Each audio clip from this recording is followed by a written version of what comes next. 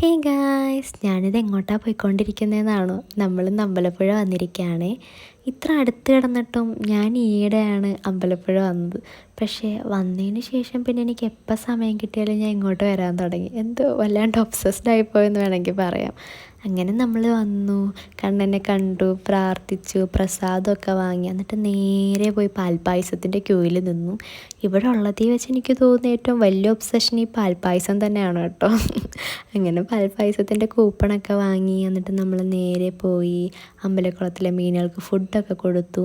ഇവിടെ എന്നും 50 പേർക്ക് അന്നദാനം ഉണ്ട് കേട്ടോ, എല്ലാ ദിവസവും ഉണ്ട്. അങ്ങനെ നമ്മൾ അന്നദാനത്തിൻ്റെ കൂപ്പണൊക്കെ വാങ്ങി ഉച്ചയായപ്പോൾ അന്നദാനം കഴിക്കാൻ പോയി. നല്ല സാമ്പാറും രസവും അച്ചാറും മത്തങ്ങയും പയറും ഉടച്ചുകറിയൊക്കെ ചേർത്ത് അന്നദാനം കഴിച്ചു. അപ്പോഴേക്കും നമുക്ക് പായസം വാങ്ങാനുള്ള ടൈമായി. അങ്ങനെ നമ്മൾ പോയി പായസമൊക്കെ വാങ്ങി. അത് വീട് വരെ കൊണ്ടുവരാൻ വേണ്ടിയുള്ളൊരു സമാധാനം ഉണ്ടായില്ല, അതുകൊണ്ട് അവിടുന്ന് തന്നെ കുടിക്കാൻ തുടങ്ങി. എന്ത് ടേസ്റ്റാണെന്നറിയാം അമ്പലപ്പുഴ പാൽപ്പായസത്തിന്. എനിക്ക് ഭയങ്കര ഇഷ്ടമാണ്. അങ്ങനെ ഞങ്ങൾ പാൽപ്പായസമൊക്കെ കുടിച്ചു, എന്നിട്ട് അവിടുന്ന് തിരിച്ചു വന്നു. അപ്പം അത്രേ ഉള്ളൂ. ടാറ്റാ.